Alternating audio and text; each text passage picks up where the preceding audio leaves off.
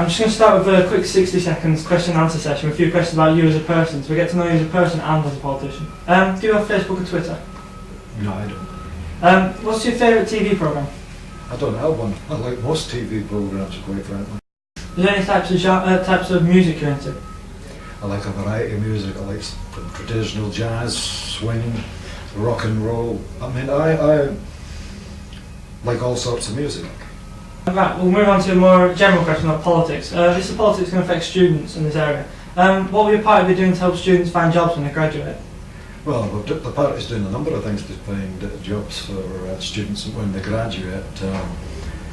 In fact, one of the things we're trying to do is encourage a lot of younger people to get into what you would call further education, because certainly we think that, in fact, we've actually created over the last 10 years something like 200,000 apprenticeships.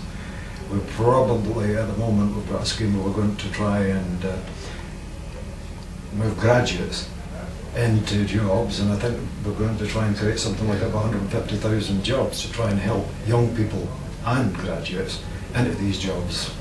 And I haven't got the exact figures, but when you get graduates certainly from a background, it's not a very wealthy background, we're certainly trying to do something there to feed them into jobs. So there's lots of projects going on there to actually help graduates.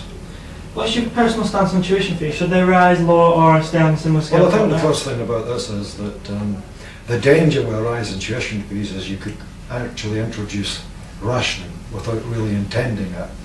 And I think really we've got to wait for the Brown report, I think it is. It's due out probably now after the general election, if I'm right there.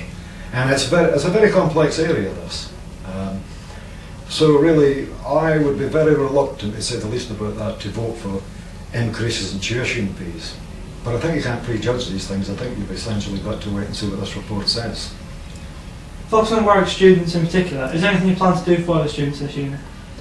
Well, in terms of students, obviously I'd like to get them involved in politics. I mean, that goes without saying. And I've done a number of events in the past for students up there, for example, third world poverty and third world debt. Up until about 2 years ago, we used to do a regular thing with some of the students up there were interested in those sort of things, like poverty, whether it be in this country, whether it be in the third world. In fact, a lot of the pressure actually came from young people and students that led to, at least in the third world countries, children getting primary education now that they didn't get before. The same students certainly played a big part in relation to health issues in the third world, where the British government has been pressurising drug manufacturers, those sort of people, to make those drugs and medicines available cheaply to third world countries where you really have got some major health problems. Moving on to more general issues like politics as a country as a whole, what's your stance on green issues and the environment? Well, the government, we've done a lot in terms of the green issues and the environment. I mean, you've had the Toyota agreement, you've had a number of agreements over the last 10 or 12 years. We've certainly set targets for 2020, we've set targets for 2050. In fact, the government, we've actually set up about 18 months, no, it's about 12 months ago, a new department solely to deal with green issues. That's the energy department, as I would call it now. And they're investing heavily in a number of projects. For example, Econ in Coventry, they're developing the electric car. They're in the prototype stage, and I understand that there's a scheme between Coventry and Birmingham. I think they're going to use about 110 vehicles or something like that at the experimental stage to see whether they can overcome that. Now you've got another company in Coventry involved in the same area, and that's Modec. Modec's producing vans, electric vans. Although we've got a long way to go there, but there's a lot of money from the government certainly being used in those areas to assist that sort of development. You've also got what we would call green technology, where manufacturers, say for example like Jaguar, are now investing in green technology in terms of engines. So you've got, in that area you've got lots of things happening, and what we would like to see is shift economically into the green area, where we think you can create a lot of jobs, quite frankly, in the green area.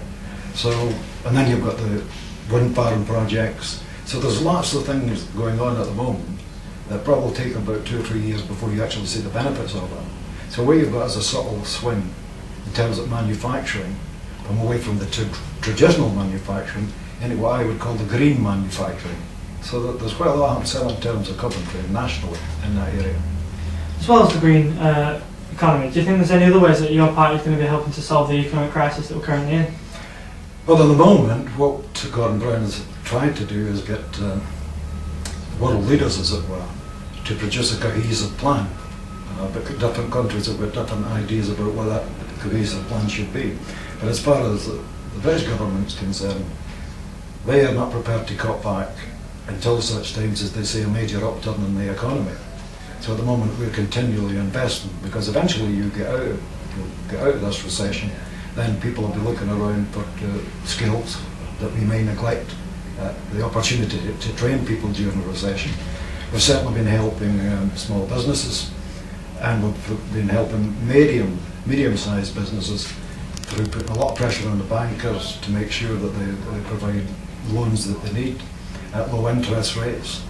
We're certainly helping major companies like Rolls-Royce, certainly in terms of research and development. So there's a heck of a lot going on, because I mean, small business in particular, they really are the innovators of the British economy. What is your party going to do to help combat inequalities? Well, we've done a lot in terms of combating inequalities. For example, we've certainly pumped a lot of money. I think it's about 20 billion into dealing with inequality and poverty, actually, because both of them are linked. And for example, Sure Start is one of the schemes we introduced, because very often find that people with young families are inhibited from either getting decent jobs, or in some cases getting some sort of development. In other words, tuition or training, as it were, for a better career than the one they've got. So these are areas that we've certainly been looking at. We've also increased the child allowances. That again is there to help families. We've also we've introduced tax credits. So, you know, inequality is linked to the economy, and that is linked to the poverty areas in the economy. So we're doing a number of things there, and then you've got the winter fuel allowance, for example, for pensioners who probably struggle during the winter, and we can all debate whether that's the right thing or the wrong thing to do, or whether it's enough. So, all in all, I think we're spending something like about 20 billion trying to deal with poverty and inequality. Do you think that post expenses, there's a need for a complete reshuffle in the British system, or do you think there's just need to restore the trust that the British have lost in politicians? Well, I think the only way you're going to restore the trust that the British people have got in politicians is to reorganise the system, as it were. I mean, there's a number of reports due to come out shortly, which will give a pointer with the Kelly. Well, Kelly's got proposals in terms of members' allowances. You've also got the Kennedy report, and then you've got the Wright report, which is going through Parliament at the moment. So, all in all, when you bring the three together and you come to a conclusion, that will make a fundamental change, and you'll certainly get greater transparency. What do you think are the major issues in this year's elections? Well, I think some of the major issues, obviously the obvious one's the economy. I think another major issue certainly be the health service, education, and then importantly, further and higher education will play a big part this time around, because there's the whole issues that I spoke about earlier in relation to tuition fees, and there's been cutbacks, proposed cutbacks at universities. That doesn't necessarily, and it could affect students, but it certainly will affect people who are not in the teaching area, but probably providing auxiliary services, you know, cleaners, that sort of stuff. The lower paid could be hot. So from that perspective, those certainly will be major issues.